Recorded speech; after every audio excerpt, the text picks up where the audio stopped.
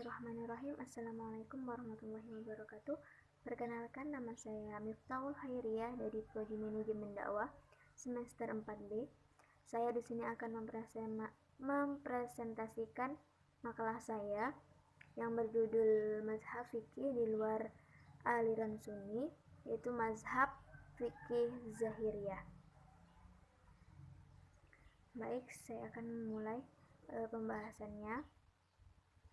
Di sini saya akan membahas tentang mazhab Zahiri. Salah satu mazhab fikih yang pernah hidup dan berkembang di dunia Islam adalah mazhab Az-Zahiri. Nama ini memang tidak sepopuler 4 mazhab yang lain seperti Maliki, Syafi'i, Hanafi, dan Hambali. Namun, dalam sebagian kitab-kitab fikih, mazhab ini selalu diperhitungkan sebagai pembanding dalam mazhab yang lain. Mazhab Az-Zahiri muncul sekitar abad ke-3 Hijriah di Irak, didirikan oleh seorang ahli hukum fikih bernama Daud bin Khalaf al-Isfahani.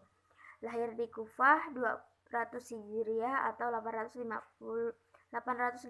Masehi dan wafat di Baghdad pada tahun 270 Hijriah atau 883 Masehi. Daud al-Khalaf al-Isfahani adalah putra dari seorang sekretaris hakim di Isfahan pada masa Khalifah Al-Ma'mun.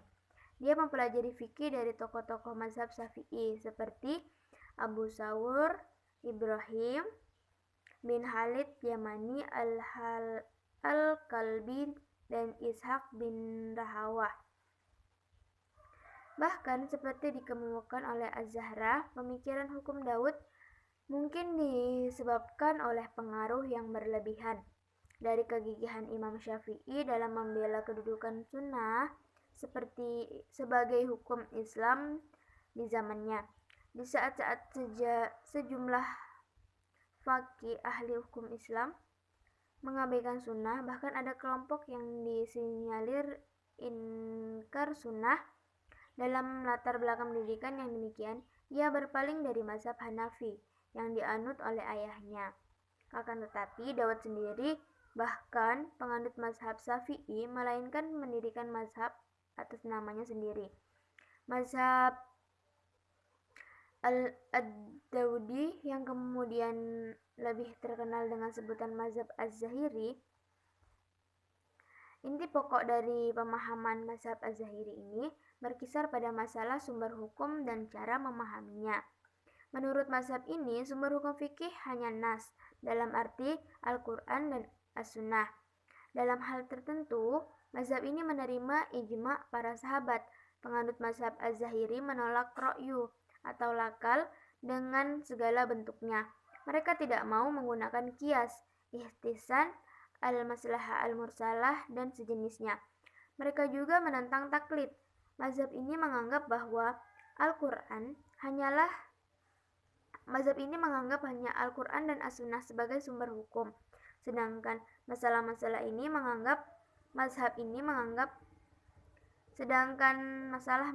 yang tidak disinggung nas akan dikembalikan hukumnya dengan hukum istishab. Pandangan ini diambil berdasarkan firman Allah dalam surah Al-Baqarah ayat 29 yang artinya, Dialah Allah yang menjadikan segala yang ada di bumi untuk kamu. Selanjutnya di dalam memahami kandungan nas Al-Quran dan Sunnah, mazhab ini hanya mengambil arti zahir atau lahir lafal nas dan sama sekali tidak melakukan takwil terhadap nas tersebut. Karena prinsip semata-mata mengambil arti zahir nas inilah, maka mazhab ini diberi nama mazhab Az-Zahiri, suatu mazhab fikih yang secara ekstrim hanya berpegang pada arti zahir nas dan menolak takwil. Menurut analisis sebagian ahli, mazhab ini muncul sebagai reaksi terhadap beberapa pemikiran, terutama di bidang fikih yang berkembang pada abad kedua Hijriah.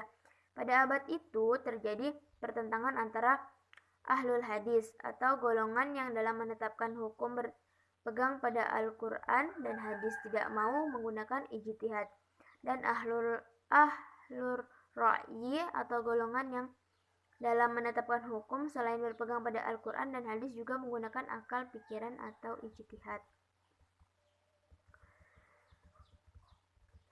Dalam perkembangannya, mazhab Az-Zahiri ini pernah berkembang pesat dan tersebar luas serta mempunyai pengikut yang tidak sedikit jumlahnya.